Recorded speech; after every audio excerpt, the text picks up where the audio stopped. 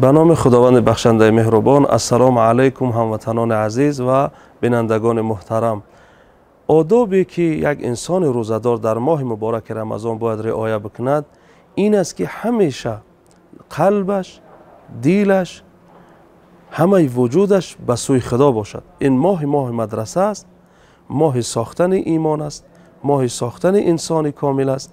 بنابراین و آن چیزهایی که از اون دور باشد، اون خصلت هایی که باید انسان روزدار دور باشد، اون یکی از اونها غیبت کردن است، سخن چیندن است، دروغ گفتن است، دشنام دادن است. اگر انسان از این چیزها باز نایستد و این چیزها را با روزه داشتنش هم آمیخته بکند، معلم دین من و شما محمد مصطفی صلی الله علیه و سلم میگوید که این جز از گرسنگی و تشنگی چیزی به دست نمیارد. یعنی اجر و پاداش و ثواب این ماه مبارک، این روزه الهی را نمیگیرد.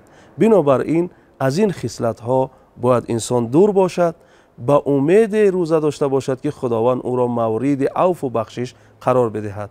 السلام علیکم و رحمت الله و برکاته. оши болаззати самарқандӣ, мантӯи тоҷикона, табака, шӯрбо ҳамаи ҳамин хӯрокҳои болаззатро шумо метавонед дар ҷони ош дар ифтор истеъмол намоед. рақамҳо барои фармоиш дар болои экран.